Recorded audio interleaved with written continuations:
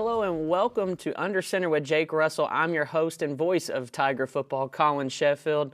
Coach Russell, it was a tough game at Bluefield. You guys went on the road, and I really don't think the score indicated the game. It was 34-21, but it was one of those that you were in it for a long time, just a couple of ending points there towards the end of the fourth quarter that kind of took it away just a little bit to make it 13. But Tigers got off to a little bit of a rough start. Gillis throws the interception, and then Thomas Lee with that quick hitter over the middle runs it in for a touchdown. But the Tigers responded pretty well right after that. Yeah, tough place to play.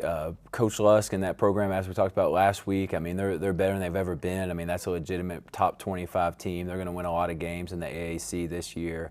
Very dangerous team the way they play.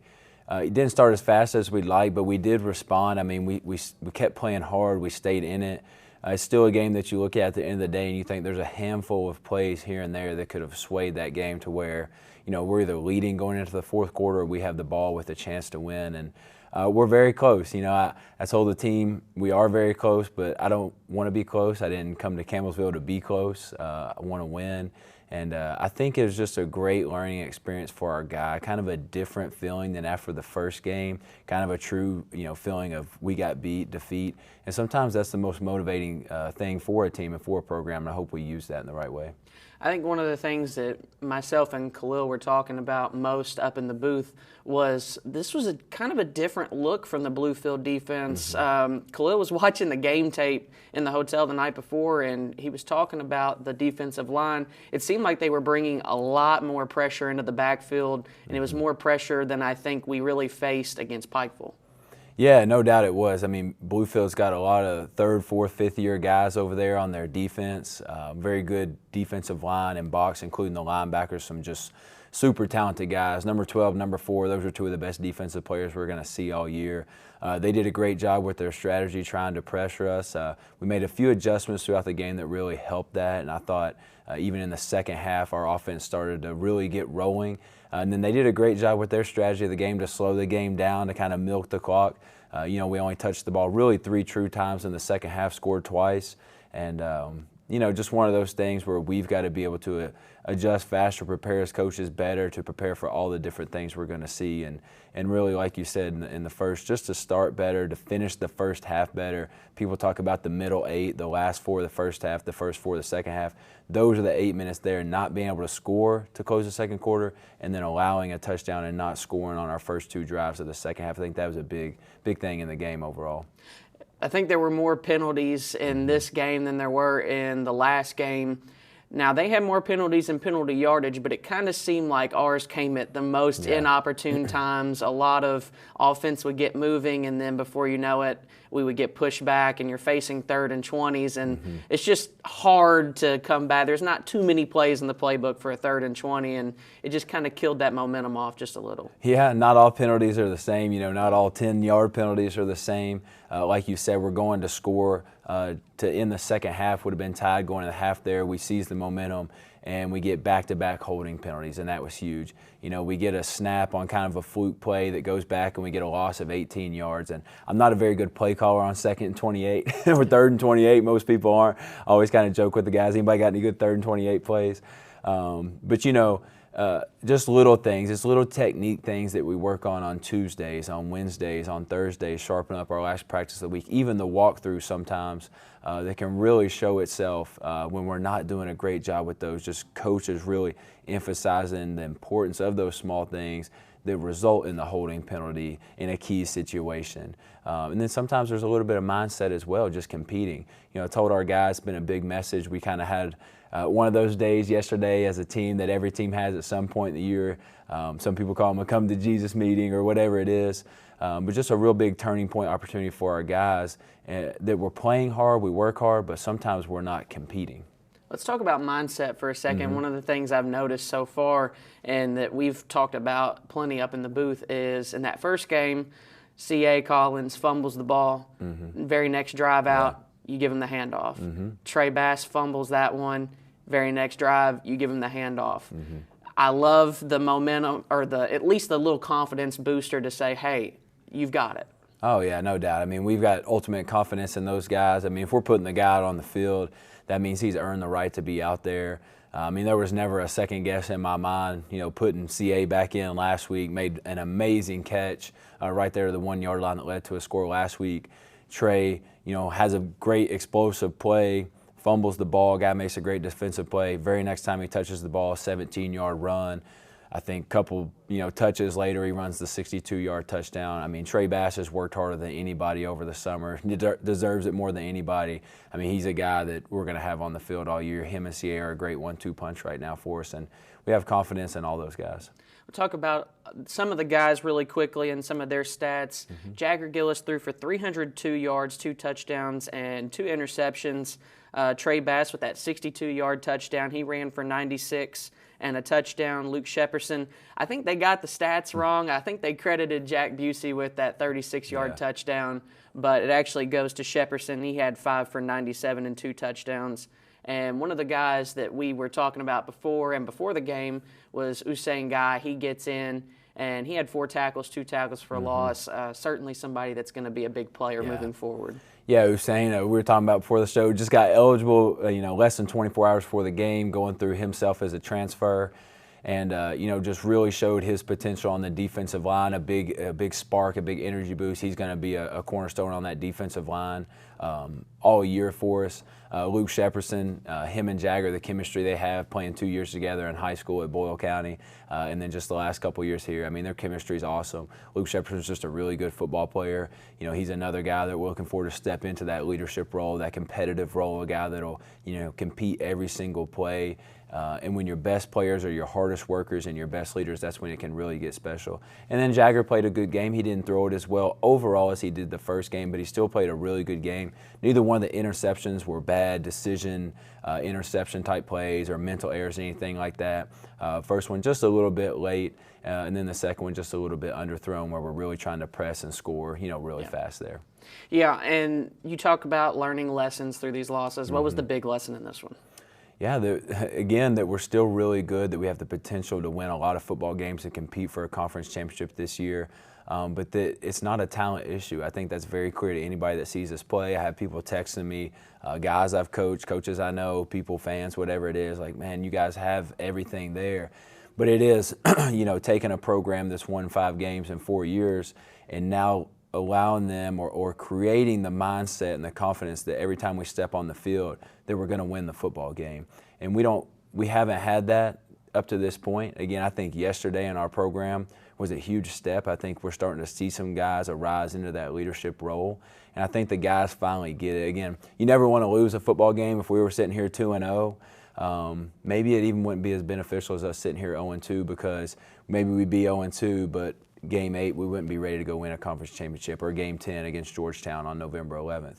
But I think sometimes the best thing that can happen is to take that, pain, or, not real pain, but the pain of losing a football game and use it to, create something. Because we're trying to build something here that's way bigger than just winning one football game. It's winning, a conference championship this season. It's building the best football program in the nation, long term. Well, we'll let you take a break, and when we come back, we'll sit down with defensive line coach Jeff Owens here on Under Center with Jake Russell.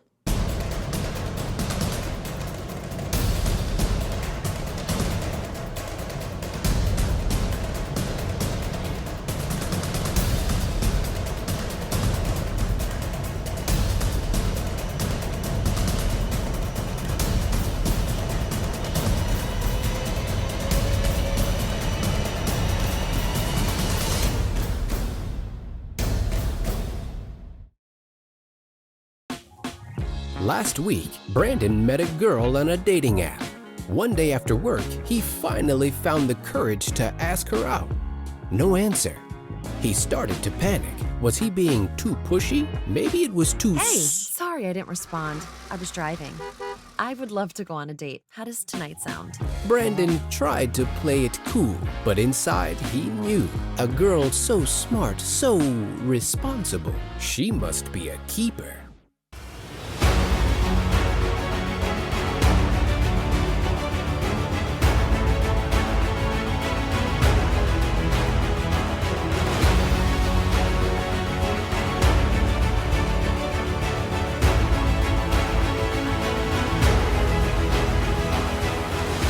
We are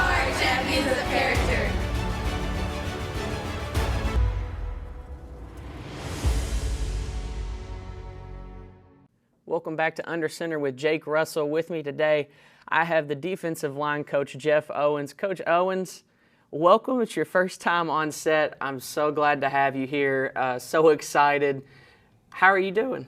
I'm great. Definitely thankful for the opportunity.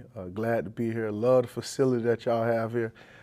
So I'm excited. I actually been watching the show all this season. I also went back and watched some of the show from last season.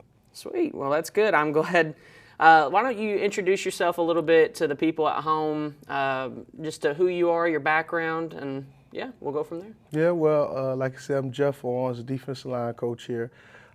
Played my collegiate ball at the University of Georgia, originally from Fort Lauderdale, Florida. Started in 40 games at the University of Georgia. Was fortunate enough to get drafted to the Philadelphia Eagles back in 2010. Ended up playing one season, blowing out my knee and hung up the cleats. Got a wife and 4 children. So very thankful to be here in Campbellsville, and I'm glad of the opportunity to be here just to show what I can do as a coach and help take this program to new heights. Now, I would also like to mention first team All-SEC at Georgia and SEC champion in 2005, so certainly glad to have you here at Campbellsville on staff. Now, maybe talk a little bit about what that, coming from that type of background, getting as high as the NFL, maybe what lessons that you like to bring down to your guys here? Definitely just hard work, determination, also just the will, just to be great. Like I say, everybody got aspirations of trying to play at the next level and try to play professional football, but you have to have the mindset, the will part, also the work ethic. And that's one thing I want to instill in my guys is being able to be relentless every play. Last 2 weeks up front, we have been playing pretty good, but we got a long way to go. And just focus on the little things, just the fundamentals, your technique, and your effort. That's something that we can control is our effort. So that's one thing I want my guys to play with is great effort and just be relentless and just give it your all, because like I say, you just never know when it's your last play. Just like I didn't never know that playing on week 17 against the Vikings was going to be my last down.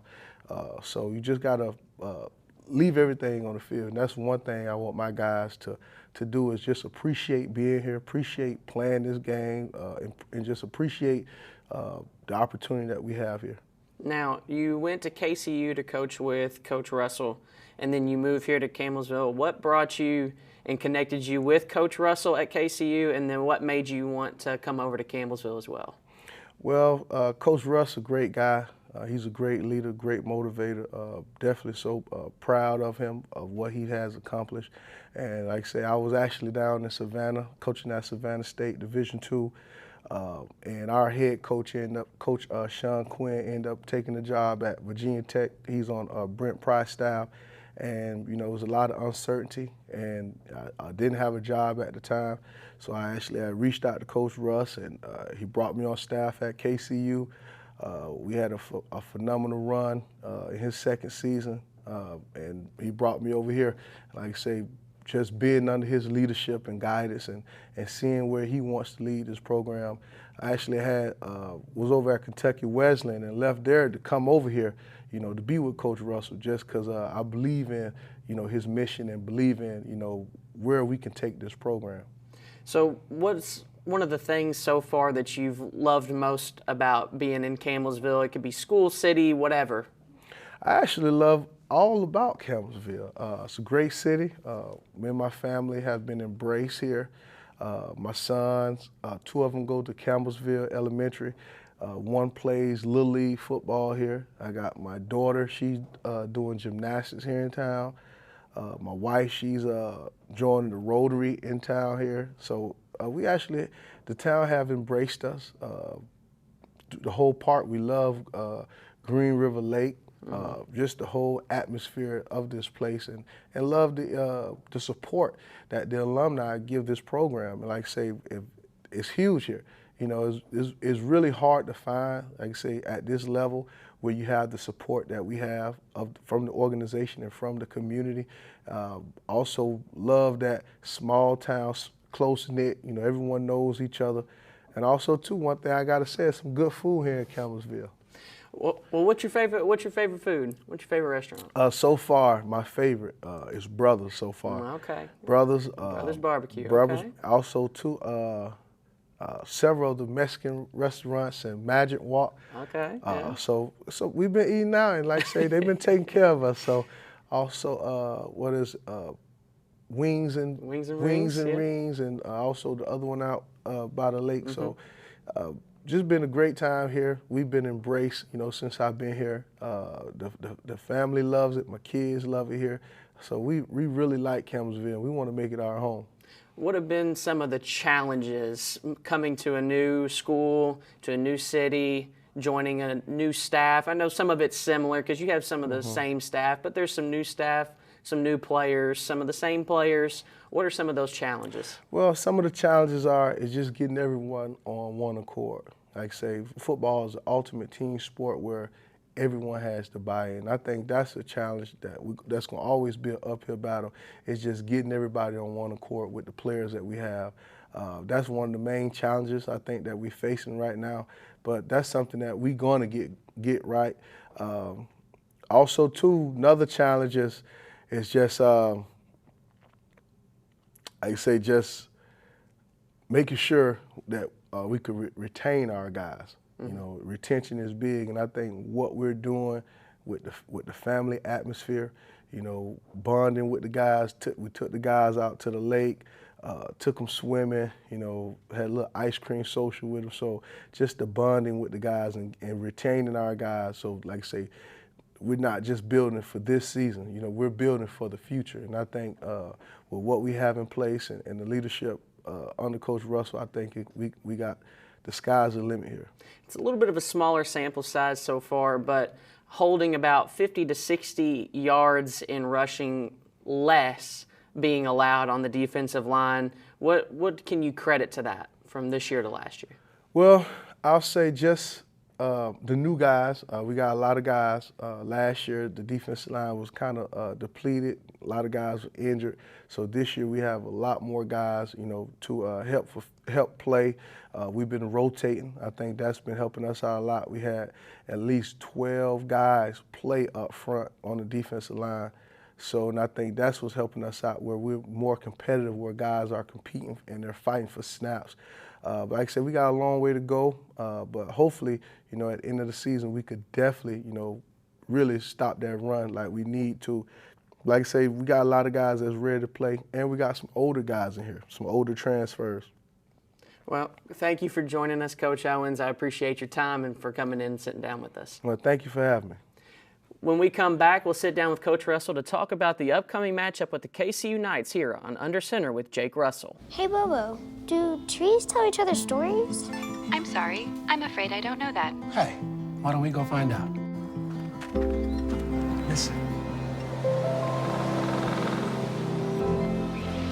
Can birds draw pictures? I don't have an answer for that. Dad, do stars visit their friends? Look!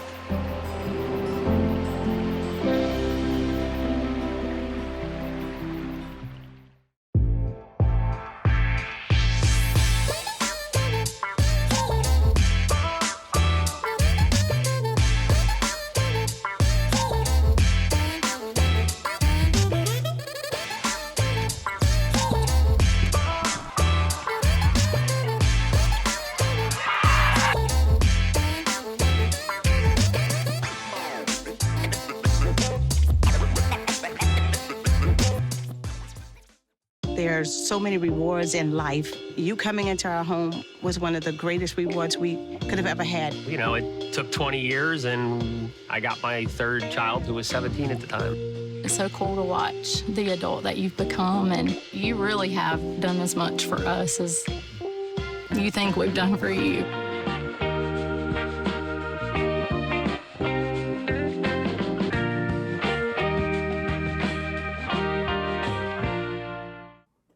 Welcome back to Under Center with Jake Russell. I'm your host once again, Collin Sheffield. Coach Russell, you return back to where you just came from. You go back to KCU. It's your first time playing KCU and it's your first time back at KCU as the head coach of a different team. Take me a little bit maybe through some of those feelings. We talked about how the feelings beforehand coming to Campbellsville were a little bit unreal, and it kind of took a little bit to set in. How's this one setting in? Yeah, it'll be a little surreal in itself. You know, spent almost 2 years there. My wife and I, we lived on the campus in the apartments there on the other end of campus opposite the football field. My son was born while we were living there. You know, my daughter grew up, you know, in a lot of ways there. I went from a kind of a baby to a toddler. And just a lot of great memories, a lot of great people. I'm excited to see some of those people I got close with that became friends with me at KCU, you know, living in Grayson, and just kind of the memories that come back. Reality is we have a lot of guys that went to school there for a year or two, or maybe even a couple guys went there 3 years that played football for that team there. It's just going to be kind of a unique feeling, but honestly, at the end of the day, when the horn blows and the first kickoff gets kicked, it's just football. Nobody at that point will be thinking about anything other than that. There'll be, you know, just a little bit more before and after the game, hugging guys and seeing guys and catching up with some of the players, staff, administration there, which will be great. And it's very special to have some very fond memories of there. But, you know, the goal remains the same. We've got an opponent, whether that's KCU or anybody else around the country that we have no connections to. You know, we're preparing to be an opponent just like we would any other week. That was one of the things I was going to mention. You know, not only you, several of the members of the coaching staff now have come from KCU, and about 20 or so players have transferred from KCU. So this is really a come home for a good portion of this team and coaching staff. I didn't know if the feelings would be much different or what the connections there. Does that maybe give you a little bit of an advantage? Maybe you have an idea of what might be coming your way or what that looks like? Yeah, maybe in a way you're just comfortable with the environment. I mean, we know what our locker room's going to look like. We know the path to the field. We know where the bus should park when we show up. You know, just all those different things, the little small things that when you pull up to somewhere new, you don't know. You know, obviously with 4 guys on the staff, including me, and like you said, several players that have played there.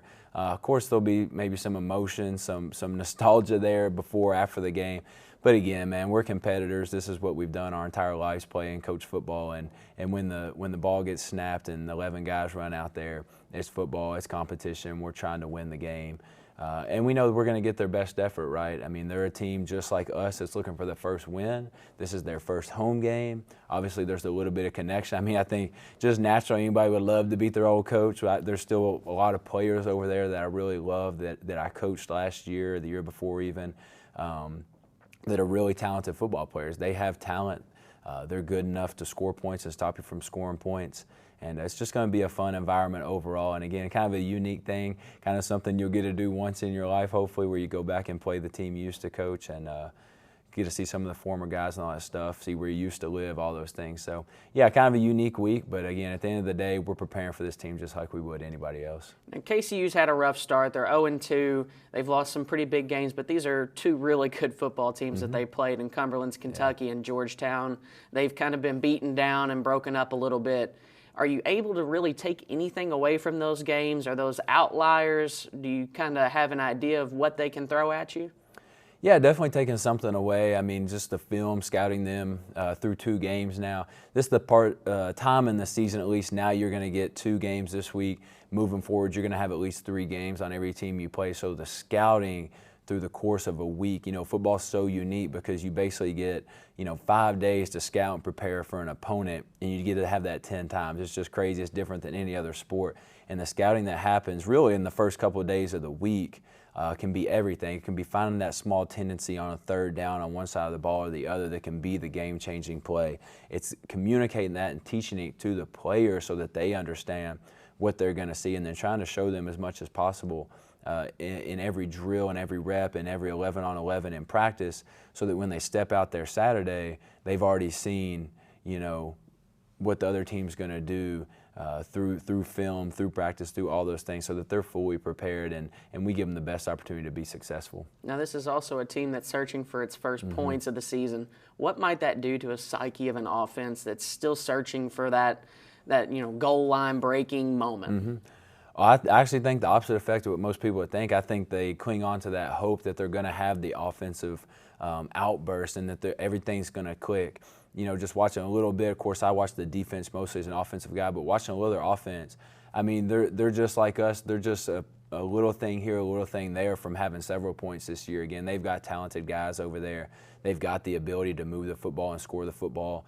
They do a lot of exciting things on offense that are hard to defend, just to be honest with you. And again, they are clinging on to that.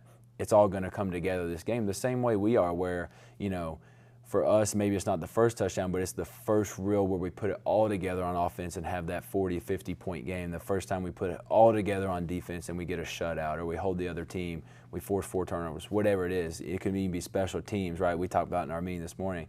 Our kickoff return has been one guy away 4 or 5 times in 2 games from having a huge explosive play, maybe an opportunity to score, blocking a kick, whatever it is. So I think, it's very similar situations, both looking for the first win, both looking for that momentum, that rolls into the rest of the season conference play for sure. So this is your second week on the road, a long road trip to Bluefield and back, and now you're headed to KCU. It's not a super short trip, but it's shorter than Bluefield was.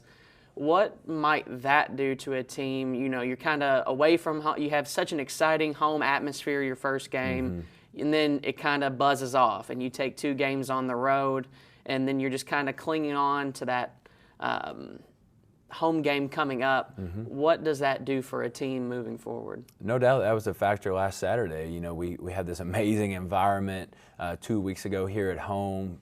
Stands are packed. There's all the pageantry and the great stuff that goes on with our home games. And then you go to Bluefield and this huge stadium, and there's a pretty good crowd, but it seems empty because it's so big. It's kind of in a remote environment there. The drive itself makes you feel like you're getting out of the way a little bit. And I think that definitely had an effect on our psyche. We had to try to create our own energy, and we didn't do a very good job of that. You go into a place this week, it is their first home game. There's probably going to be some excitement around the game, but again, learning how to go on the road and win a football game. And that's something, as a new staff, as building this thing up, in the first season, learning how to do those things are big steps for the program. How do we go and win an overnight road trip, which is what we did last week? Now, how do we go and handle and win a single-day road trip, which is what we have this week? It's just a get on the bus, drive, get off the bus, warm up, and play. And that's completely different even than what we did last week, and obviously much, much different than just being at home, walking out of your dorm onto the field. So. Well, thank you for your time, Coach. We'll let you go. I know you got practice to get to, film to watch, so thank you for joining us. Absolutely. Thank you, guys. Thank you for tuning in. The Tigers will take on the KCU Knights at 7 o'clock kickoff. That's on the road in Grayson, Kentucky.